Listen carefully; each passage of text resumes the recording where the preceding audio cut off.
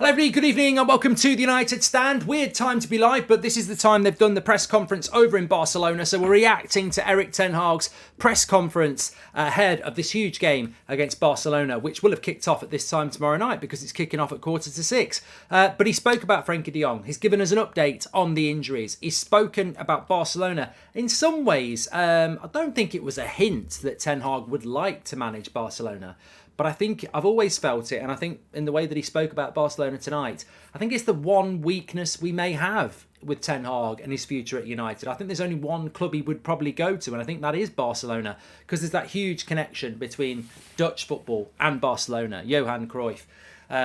Many players have played there as well. So look, lots to get into on the show. I suppose we'll start off with the injury update because it's rather interesting on that situation. A good question was asked of him, basically. They said, obviously, Anthony and Anthony Martial and Scott McTominay haven't travelled to Barcelona. They won't be involved in the game tomorrow night. The question was put to Ten Hag, will they be available for the Carabao Cup final? Well, not whether they'll be available for Leicester at the weekend. Will they be available for the Carabao Cup final, which is actually only 10 days away. It's a week on Sunday. To which Ten Hag said, look, we're hopeful. It's looking good. We expect Scott McTominay to be back in full training by the end of the week.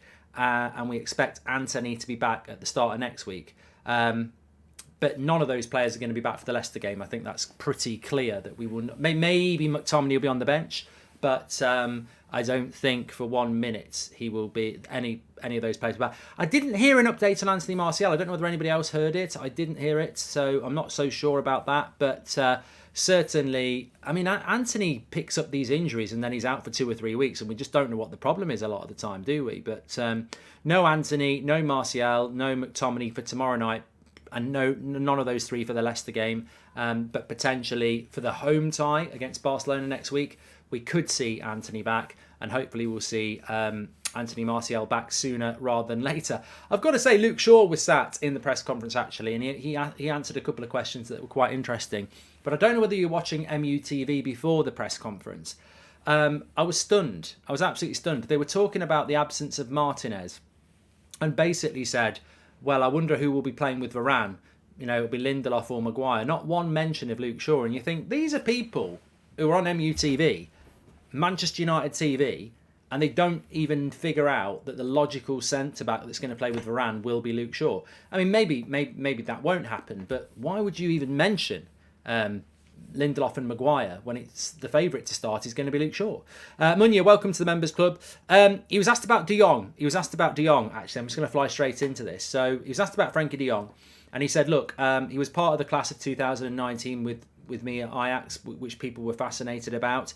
And he was a fundamental part of that team. He's come to Barcelona and he's got better. I really like him as a player. He's got a fantastic passing range. And he always has time on the ball, which is, a skill in itself that not everybody can do. He was then asked about whether he'd want to have Frankie de Jong at Manchester United, to which he said everybody would want to have Frankie de Jong at their club. You are stronger with him in the team, whether that's Barcelona or any other club. And I think that's really interesting, isn't it? Because when you think about how Frankie de Jong was chased by Ten Hag last summer, and we still are linked with him, and he still adamantly wants to stay in Barcelona. I wonder if one day we'll ever actually find out what the story was, because I just find it weird that we chased him all summer and he always said he wanted to stay, and he still says he wants to stay. I'm sure Man United will try again in the summer to get Frankie de Jong, but he will start tomorrow night. He's become a fundamental part of that team. I think Erik ten Hag is desperate to have him in his team, and I think he's a very, very good player. But look, Ten Hag's normally quite reserved when talking about players that aren't his players, but that's probably the most open we've seen him talk about a player that is a transfer target, and he was like, yeah, everyone would want him, he's a fantastic player. So I don't think Ten Hag is afraid to be public in his admiration and desire to bring Frankie de Jong to Manchester United. Whether it'll happen or not, I don't know, but he's certainly he is. I think if I said to somebody in the chat, who's your number one target, then we'd get a lot of different names. I think if Erik ten Hag was here, he'd say Frankie de Jong without a shadow of a doubt. And Eben says, did you notice the smile on his face when he was asked that question about Frankie de Jong? I think there's a story about Frankie de Jong that we just don't know, because the story we know publicly is that Ten Hag wants him and the player wants to stay at Barcelona. But like, there's loads of players that managers want that they wouldn't talk about or try and get unless they'd had a bit of a hint that it could happen. So I don't know. We'll have to wait and see what happens with that. Luke Shaw was asked about, is this the acid test for Manchester United this season? He said it's a big test to show where we are, and we feel we're ready for this game. And I think he's right. I think it is a big test to see where we are, and I think we are ready, and I'm confident. We've never lost a match when Casemiro and Bruno started, says Kartik. Well, funnily enough, that was the second thing that Luke Shaw was asked about. He was asked about Casemiro. And this was a really clear insight, because we know this anyway. But Luke Shaw just said, look, it's very clear when he's not playing that we miss him. As a defender, you feel more secure when he's in the team, because he's such a good shield. And he's been a huge miss. And that's straight from someone like Luke Shaw. But there was a really good question to Ten Hag about playing Barcelona. And he said, look, it's great to play Barcelona. It's great to play here. I love the philosophy of this football club. And neither club is in the right competition. We're playing a qualifier in the Europa League, and both clubs, both fan bases, both managers, both sets of players, they want to be playing deep in the Champions League, in May. We're in the wrong competition, but this is where we are. But we're both working really, really hard. Both clubs are working hard.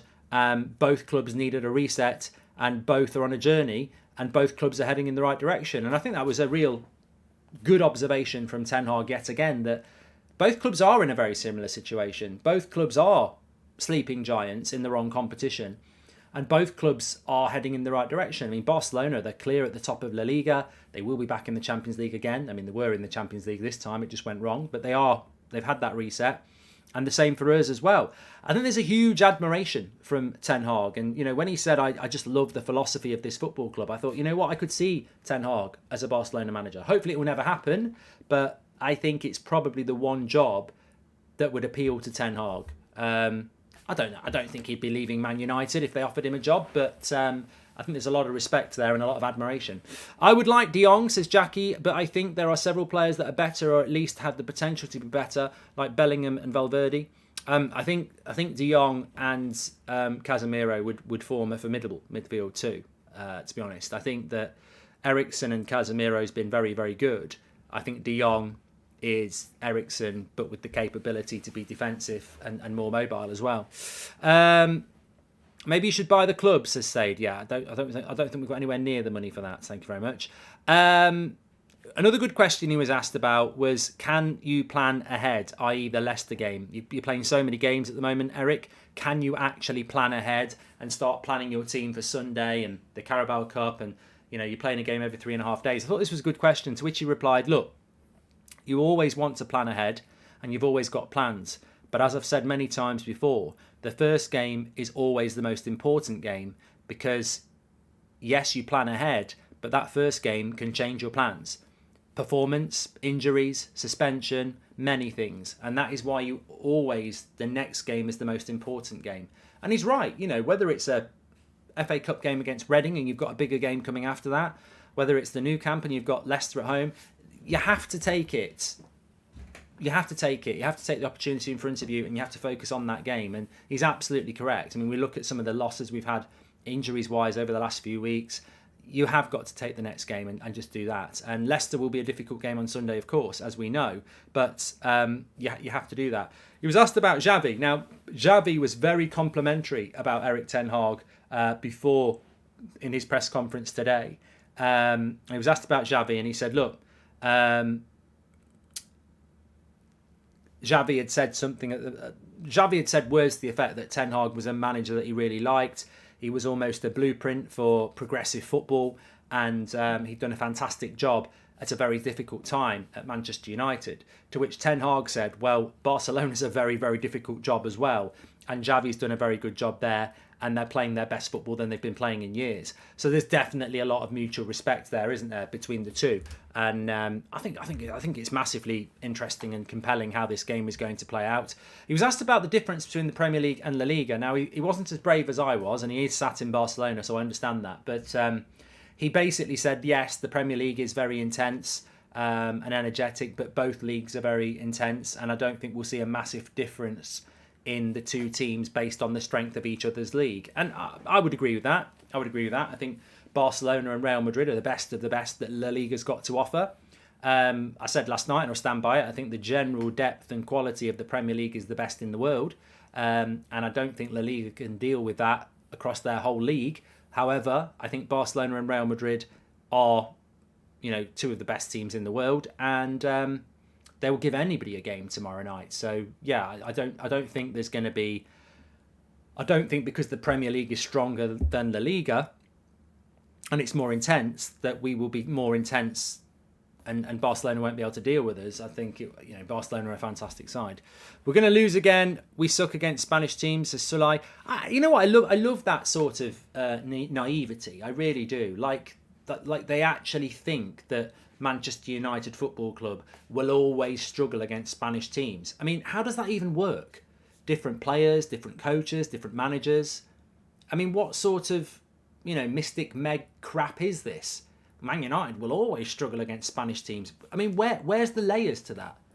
Is it the name Manchester United? It just struggles? Oh, we just struggle with Spain. I mean, you've got a different manager, different tactics, different players. We're not always going to struggle.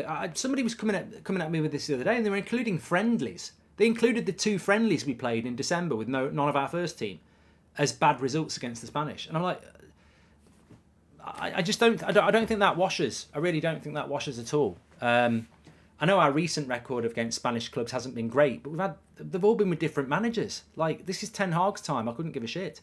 Would you leave the channel to be CEO of Manchester United, says Ahmed? Oh God, we're getting some silly questions in tonight. And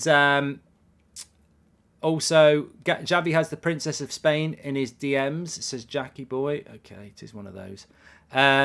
Itachi says, Mark, I'm very disappointed with that De Gea video earlier. Such a disregard towards a club legend, that's it. And I respect you so much for showing De Gea the respect he deserves. I'll talk about that video from Beth in a minute.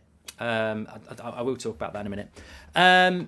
And also, what else was said? I just want to make sure I get through everything here. Playing Barcelona, Xavi was very good. He was asked about Martinez, of course. Martinez not available, suspended. Sabitzer not available, suspended. Basically said, look, we've got plenty of options at centre-back. Luke Shaw can play at centre-back as well as left-back. Harry Maguire, Victor Lindelof. So, look, we go with what we've got. I think we can put a team out to get a result. I think Luke Shaw at left centre-back with Varane. Wan-Bissaka or Dalot at right-back. Malacia will be left-back. De Gea in goal. Casemiro's back. Fred can play next to him. Bruno will play. Rashford. You've got Sancho. You've got Weghorst. I mean, look, we are missing some key players. Martinez, Martial, Anthony, Eriksen. These are 4 players that we're really going to miss. And I think Sabitzer is a big miss as well. But we've got a team to go and do a job. It's because of their playing style why they say that, says International 2675. And welcome to the Members Club, The Moose. Thank you very much for that. But yeah, look, it was quite a small. It was quite a concise interview, really. Considering, I mean, we were in the press conference. There was absolutely no prospect of them giving us a question today. It's funny actually because we've been away over the years. We've been away to some really obscure away days in Europa, and you normally get a question as soon as it's Barcelona. It's packed out, and you're never going to get a question. Which is, but it was quite a short press conference anyway. I think there was a lot more that could have been asked, but maybe they're a little bit wary of the sale of the club. They don't want any questions about that, obviously. But all in all, I don't think there's a lot that Ten Hag can offer.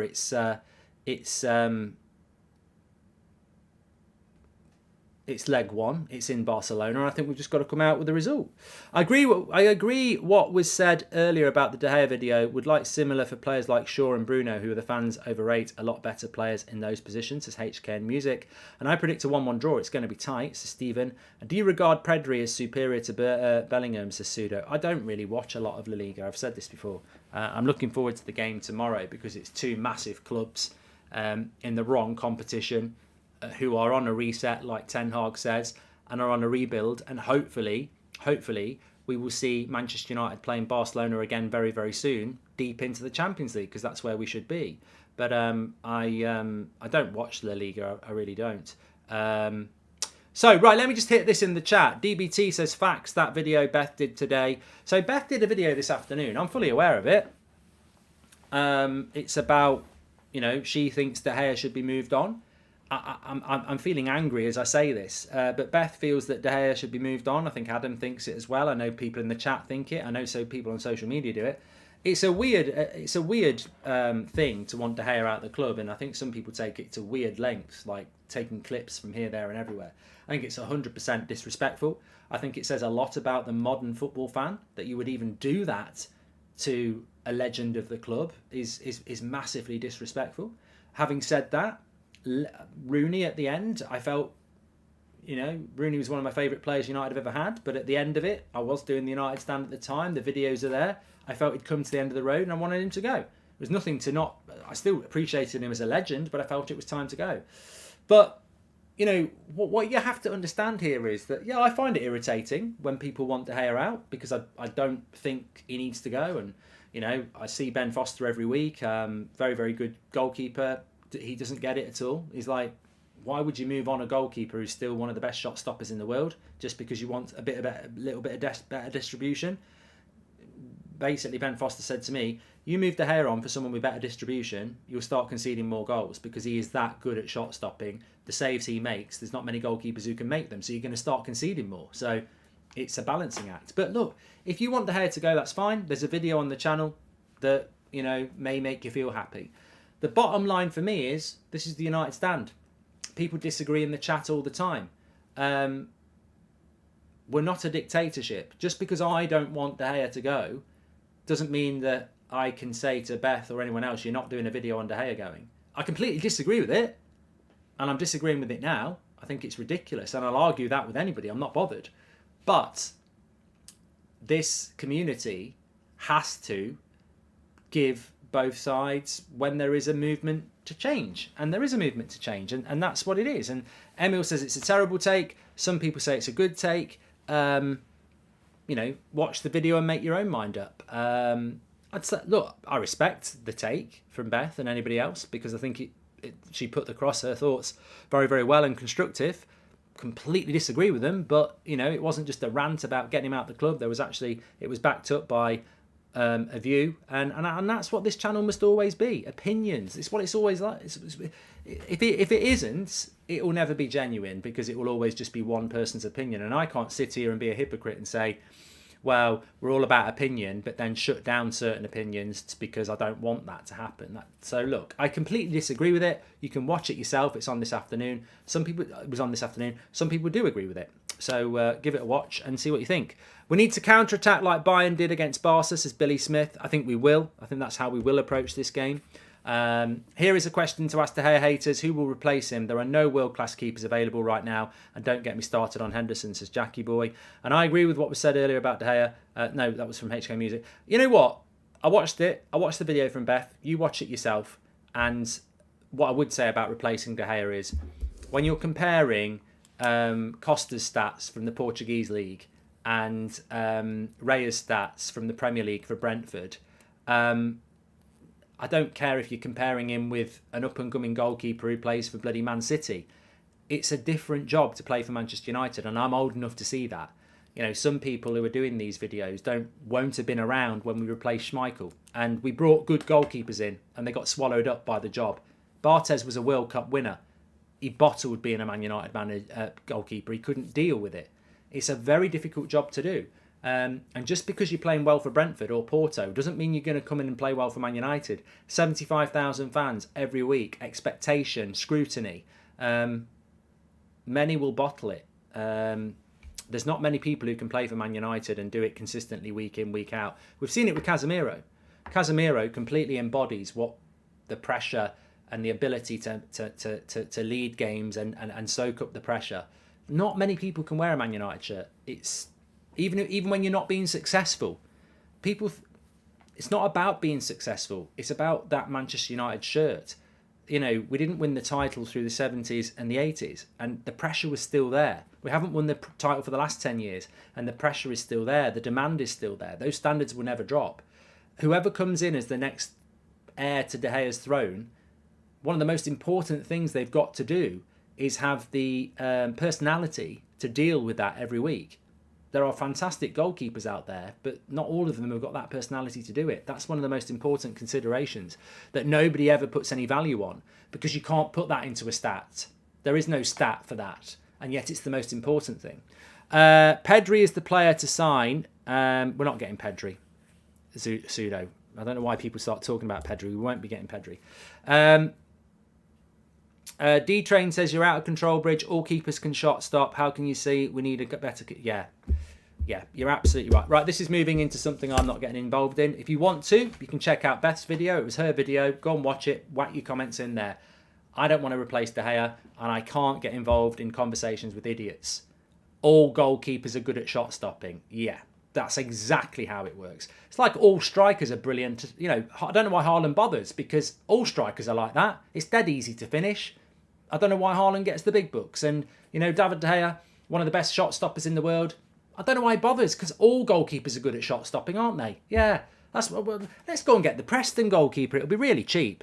I mean, just, yeah, I don't know. The Moose, I'm not getting involved in this. This show was an Erik ten Hag press conference reaction. It's not me talking about De Gea. My stance is, I don't replace De Gea. You can't change my mind. Go and watch Beth's video, because that will feed your agenda if that's what you want. But you will not change my mind. I back De Gea. I don't want to replace De Gea. He is a fantastic goalkeeper. End of story. There's nothing you can say that will make me change my mind. But if you have a different opinion, well done. Go and watch Beth's video. You'll really enjoy it. Right. Can I just remind you that tonight there is no 8 o'clock show tonight. You might figure that one out, why there is no 8 o'clock show tonight. It's because there is a huge Premier League game that actually impacts on Manchester United as well. I mean, some people feel that we might ourselves be in a title race. I don't know about that. But regardless of that, we still have one of the biggest games in the Premier League in years. This is the biggest game of the Premier League season so far. It is Arsenal against Manchester City. And it is a watch-along on That's Football that I am doing for a 7:30 kickoff. So for me, it's a quick bite to eat, and then we'll be live just after 7. I'll see you on there. I'll push you over to the live chat now, just so you know where it's going to be, and I'll see you in a bit. Thanks for watching. Take care.